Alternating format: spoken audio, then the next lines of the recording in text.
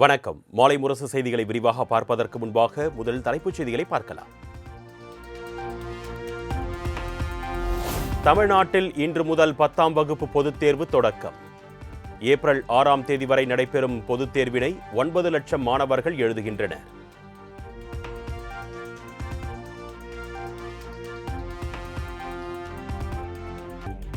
Case சிலிண்டர்கள் பதுக்கலை தடுக்க எஸ்மா எனப்படும் அத்தியாவசிய பொருட்கள் பதுக்கல் தடை சட்டம் அமல். வீட்டு உபயோக சிலிண்டர்கள் விநியோகத்திற்கு முன்னுரிமை கொடுக்க மத்திய அரசு உத்தரவு.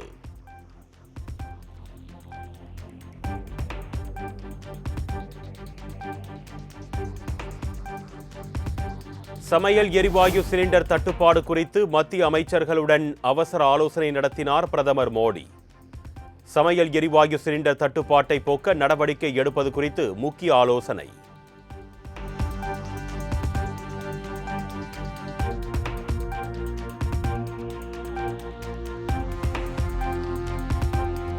உணவக உரிமையாளர்களுக்கு ஏற்பட்டுள்ள எரிவாயு சிலிண்டர் பற்றாக்குறையை நிவர்த்தி செய்ய மத்திய அரசு குழு அமைப்பு.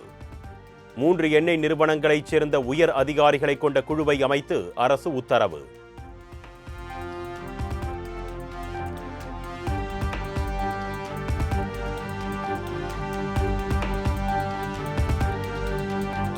இந்தியாவில் கேஸ் தட்டுப்பாடு என்பது இல்லை என்று மத்திய அமைச்சர் பியூஷ் கோயல் பேட்டி. எரிபொருள் இருப்பு குறித்து அந்த துறை அறிக்கையை விரைவில் வெளியிடும் என்றும் தகவல்.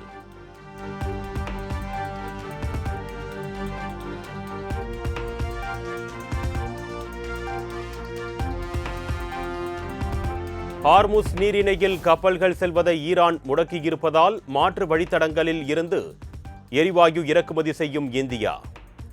55% இருந்து 70% இறக்குமதி அதிகரிக்கப்பட்டு இருப்பதாக தகவல்.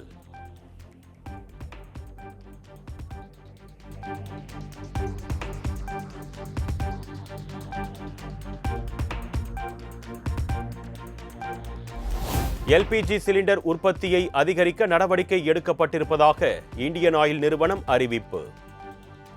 உள்நாட்டு நுகர்வோர் மற்றும் மருத்துவமனைகள், கல்வி நிறுவனங்களுக்கு கிடைப்பதில் முன்னுரிமை என்றும் விளக்கம்.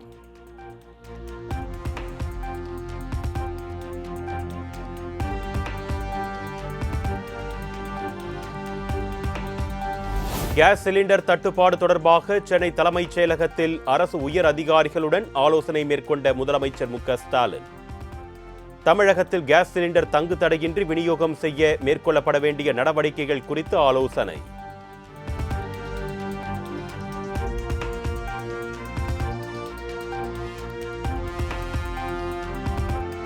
எரிவாயு தட்டுப்பாடு விவகாரம் தொடர்பாக பிரதமர் மோடிக்கு முதலமைச்சர் மு.க.ஸ்டாலின் கடிதம். எரிவாயு தட்டுப்பாட்டால் மக்களும் வணிக நிறுவனங்களும் பாதிக்கப்படாமல் இருப்பதை உறுதி செய்ய வலியுறுத்தல்.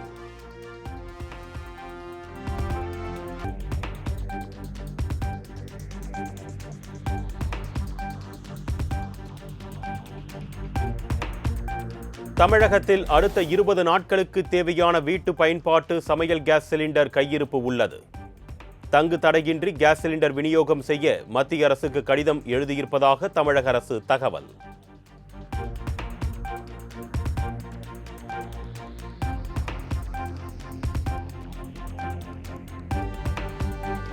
தமிழகத்தில் ஏற்பட்டுள்ள பாதிப்பு மேலும் தீவிரமடையாமல் இருக்க தக்க நேரத்தில் சிலிண்டர்கள் கிடைக்க ஆவண செய்ய வேண்டும்.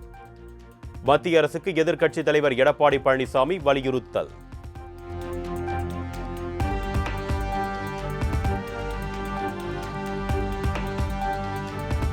நாடு முழுவதும் சமையல் எரிவாயு தட்டுப்பாடு எதிரொலி. ஹோட்டல் உரிமையாளர்களுடன் தமிழ்நாடு அரசு இன்று ஆலோசனை.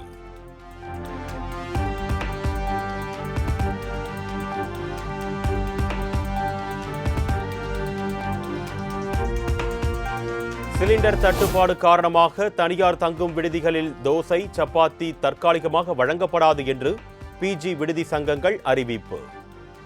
இரவு நேர உணவுகள் பட்டியலில் சாம்பார், குருமா கிடையாது என்றும் சட்னி மட்டுமே வழங்கப்படும் என்றும் விளக்கம்.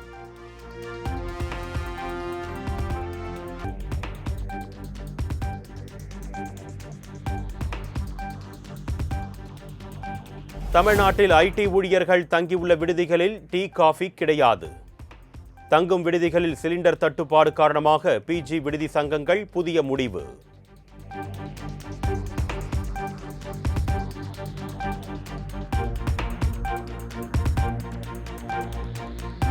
நாட்டில் கேஸ் சிலிண்டர் தட்டுப்பாடு என்பது மிகப்பெரிய பொய். கேஸ் சிலிண்டர் தேவைப்பட்டால் அதனை வழங்க தான் தயாராக இருக்கிறேன். நானும் ஒரு கேஸ் சிலிண்டர் டீலர் தான். உடனே புக் பண்ணா உங்களுக்கு கிடைக்காது. சர்வர் சிஸ்டமே அப்படிதான். ஏன்னா நான் கேஸ் டீலர் இல்ல, அதனால நான் சொல்றேன். தட்டுப்பாடுல எங்கேயுமே கிடையாது. சிலிண்டர் இப்ப நீ உங்களுக்கு 20 நாளைக்கு உள்ள சிலிண்டர் வேணுமா நான் தரேன் உங்களுக்கு. இல்ல நீ எங்க புக் பண்றீங்களோ நான் தரேன்.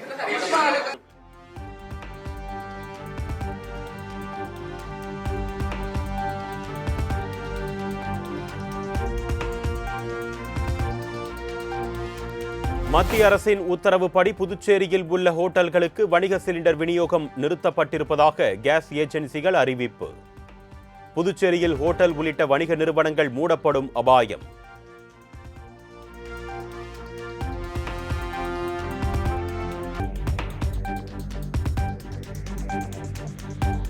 சென்னையில் உள்ள பல்வேறு வணிக ரீதியான எல்பிஜி நிரப்பும் மையங்களில் போதிய இருப்பு இன்றி தட்டுப்பாடு.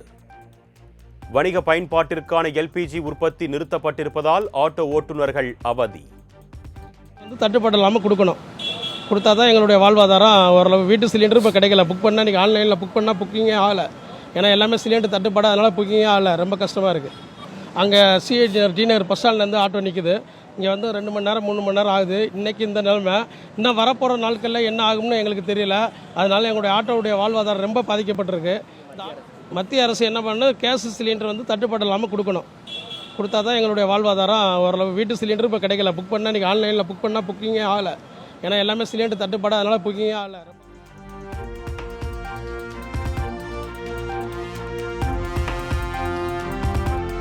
அரசு மருத்துவமனை சமையல் கூடங்களில் இந்த வாரம் கேஸ் சிலிண்டர் தட்டுப்பாடு இல்லை. அடுத்த வாரத்திற்கு மின்சார அடுப்பு, விறகு அடுப்புகளை தயார் செய்ய மக்கள் நல்வாழ்வுத்துறை அமைச்சர் மா சுப்பிரமணியன் அறிவுறுத்தல்.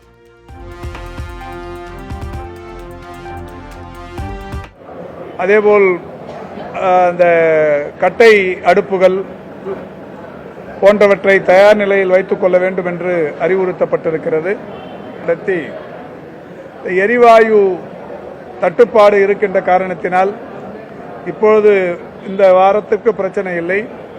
அப்படி பெரிய கடுமையான தட்டுப்பாடு வரும் பட்சத்தில் உடனடியாக அதற்கு மாற்று ஏற்பாடாக எலக்ட்ரிக்கல் ஸ்டவ், அதேபோல் இந்த கட்டை அடுப்புகள் போன்றவற்றை தயார் நிலையில் வைத்துக் கொள்ள வேண்டும் என்று அறிவுறுத்தப்பட்டிருக்கிறது.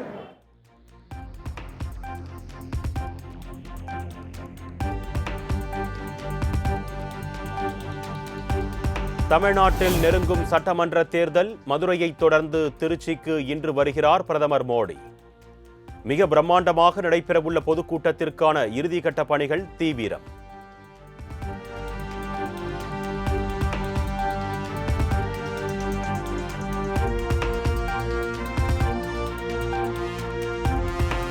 பிரதமர் மோடியின் வருகையொட்டி திருச்சியில் இன்று ட்ரோன்கள் பறக்க தடை.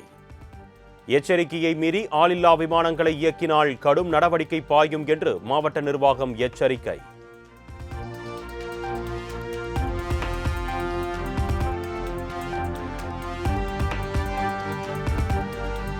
தமிழ்நாட்டில் இன்று ஒரே நாளில் 6 விரைவு ரயில் சேவைகள் தொடக்கம்.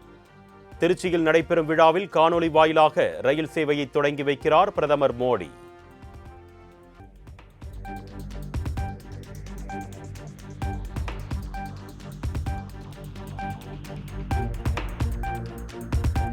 தேசிய ஜனநாயக கூட்டணி வலுப்பெறுவதால் அதிர்ச்சியில் உள்ளது திமுக. திமுகவின் தவறான நிர்வாகத்தையும் நிறைவேற்றாத வாக்குறுதிகளையும் தமிழக மக்கள் நன்கு அறிவார்கள் என்றும் பிரதமர் மோடி எக்ஸ் தளத்தில் பதிவு.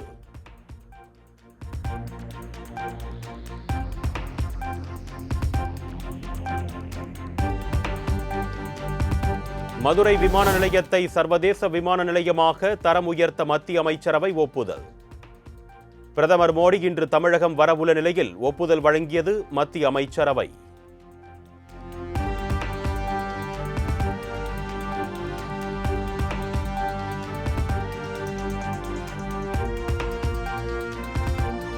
மதுரை விமான நிலையம் தரம் உயர்த்தப்படுவது தமிழகத்தின் வளர்ச்சிக்கு முக்கிய மைல்கல் என்று பிரதமர் மோடி பெருமிதம். தென் தமிழகத்தில் சுற்றுலா, வர்த்தக மற்றும் பொருளாதார வாய்ப்புகளை பெருமளவு ஊக்குவிக்கும் என்றும் பதிவு.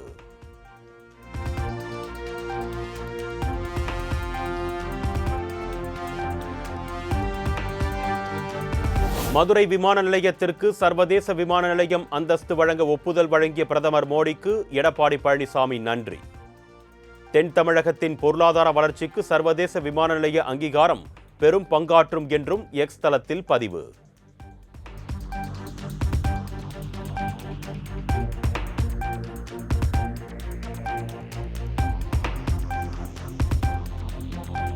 கரூர் துயர வழக்கில் வரும் 15ஆம் தேதி ஆஜராக விஜய்க்கு புதிய சம்மன் அனுப்பியது சிபிஐ. டெல்லியில் உள்ள சிபிஐ தலைமை அலுவலகத்தில்தான் ஆஜராக வேண்டும் என்றும் உத்தரவு. சென்னைக்கு மற்றொரு தேதியும் கேட்டிருந்தோம். வர 15ஆம் தேதிக்கு திரும்பவும் சம்மன் கொடுக்கப்பட்டுள்ளது. வர 15ஆம் தேதிக்கு. ஸோ அது அந்த தேதியும் உட்பட நாங்கள் சீக்கிரம் என்னென்ன முடிவு பண்ணிட்டு நாங்கள் சொல்லுவோம். வர 15ஆம் தேதிக்கு வர சற்று முன் இன்னைக்கு காலையில் தான் வந்துச்சு. அவங்க வேறு தேதி நாங்கள் கேட்டிருந்தனால மாற்றி அனுப்பிச்சிருக்காங்க. நாங்கள் செக் பண்ணிவிட்டு அதுக்கு எப்படின்னு சொல்லுவோம்.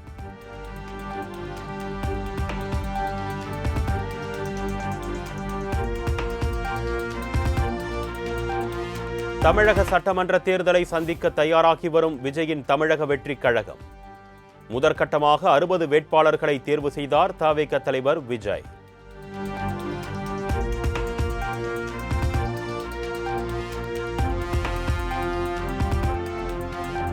இனி அரசியலை தவிர தனக்கு வேறு ஒன்றும் இல்லை என்று தவிக தலைவர் விஜய் திட்டவட்டம்.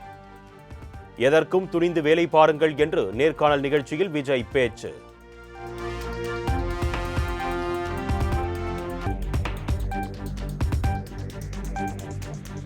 விழுப்புரம் மாவட்டம் தைலாபுரம் இல்லத்தில் பாமக நிறுவனர் ராமதாசுடன் சசிகலா சந்திப்பு. சட்டமன்ற தேர்தலில் இருவரும் எந்த நிலைப்பாடும் எடுக்காத நிலையில் ஆலோசனை.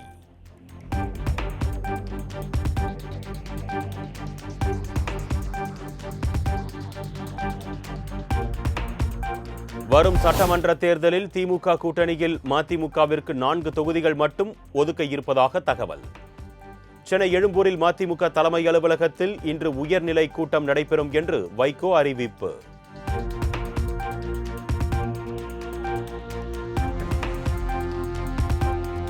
திமுகவுடனான தொகுதி பங்கீடு தொடர்பாக மீண்டும் இன்று பேச்சுவார்த்தை.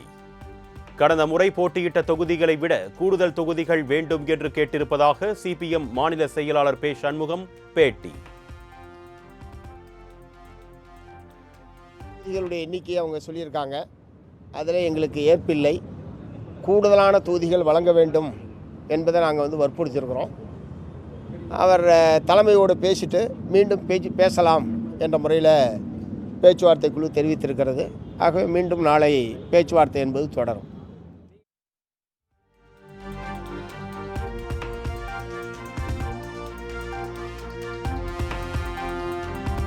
தமிழ்நாட்டில் இருந்த 54 மாதங்கள் பொற்கால நாட்கள். மேற்கு வங்க ஆளுநராக மாற்றப்பட்ட நிலையில் தமிழ்நாடு ஆளுநர் RN ரவி மக்களுக்கு நன்றி அறிக்கை.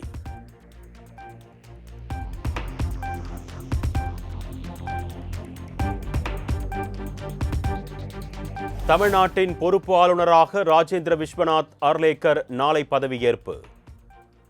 புதிய ஆளுநருக்கு உயர்நீதிமன்ற தலைமை நீதிபதி பதவி பிரமாணம் செய்து வைப்பார் என்று தகவல்.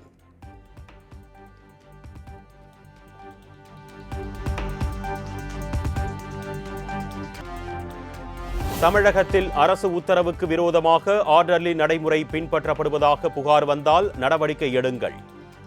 தமிழகத்தில் ஆர்டர்லி முறையை ஒழிப்பது தொடர்பான வழக்கில் மாவட்ட ஆட்சியர்களுக்கு சென்னை உயர்நீதிமன்றம் உத்தரவு.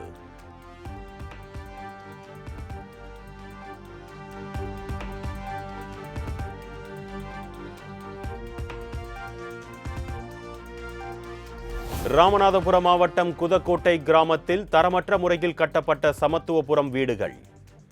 வீடுகளின் மேற்கூரை சிமெண்ட் பூச்சிகள் தொட்டவுடன் பெயர்ந்து விழும் அவலம்.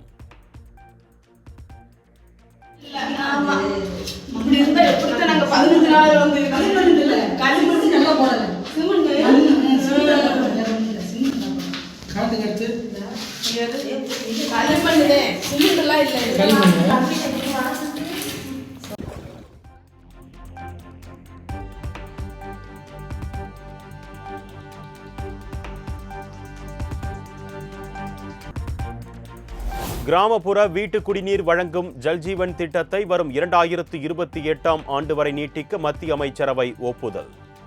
இந்த திட்டத்திற்கான மொத்த நிதியை 8.7 லட்சம் கோடி ரூபாயாக அதிகரிக்கவும் அமைச்சரவை ஒப்புதல்.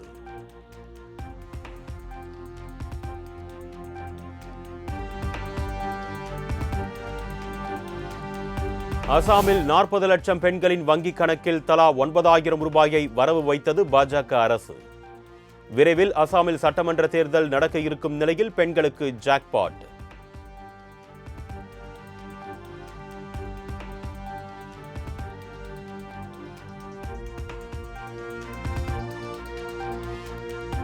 மக்களவை சபாநாயகர் ஓம் பிர்லாவுக்கு எதிராக காங்கிரஸ், திமுக உள்ளிட்ட எதிர்க்கட்சிகள் சார்பில் நம்பிக்கையில்லா தீர்மானம்.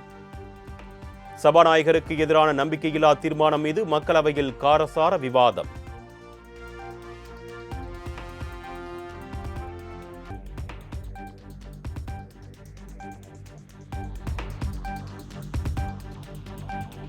இண்டிகோ விமான நிறுவனத்தின் தலைமை செயல் அதிகாரி பொறுப்பில் இருந்து பீட்டர் எல்பர்ஸ் விலகல்.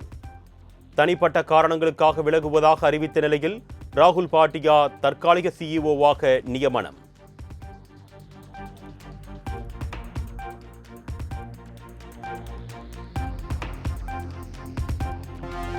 திருப்பதி ஏழுமலையான் கோவிலுக்கு நெய் ஏற்றி சென்ற லாரி சாலையோரம் கவிழ்ந்து விபத்து. சாலையில் ஆறாக ஓடிய நெய்யை போட்டி போட்டு வாளியில் பிடித்துச் சென்ற கிராம மக்கள்.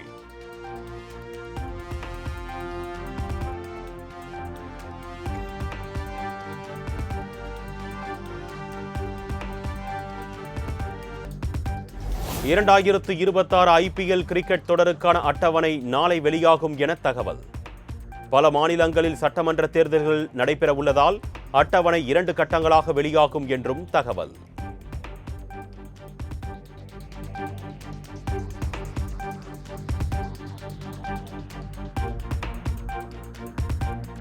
T20 உலகக்கோப்பை இறுதிப் போட்டியில் நியூசிலாந்தை வீழ்த்தி சாம்பியனான இந்திய அணிக்கு 131 கோடி ரூபாய் பரிசுத் தொகை அறிவிப்பு. இந்திய அணி வீரர்கள் மற்றும் பயிற்சியாளர்களுக்கான பரிசுத் தொகையை அறிவித்தது BCCI.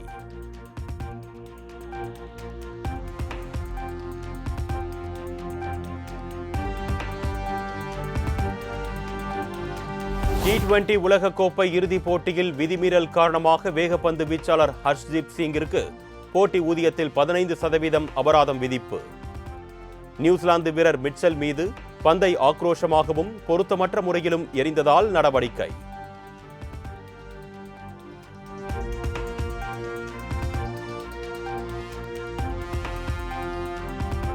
போர் சூழலுக்கு மத்தியில் துபாயில் இருந்து சென்னை திரும்பினார் நடிகர் அஜித். கார் பந்தயத்திற்காக துபாய் சென்றிருந்த நிலையில் தாயகம் திரும்பினார்.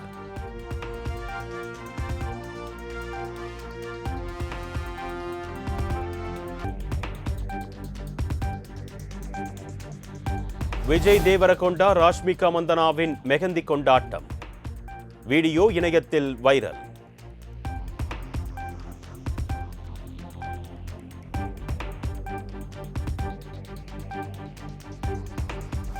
நடிகர் விஜயின் ஜனநாயகன் திரைப்படத்திற்கு மீண்டும் சிக்கல். படம் ரிலீஸ் ஆக தாமதமாவதால் தயாரிப்பாளர்களிடம் பணத்தை திரும்ப தரக்கோரி விநியோகஸ்தர்கள் வலியுறுத்துவதாக தகவல்.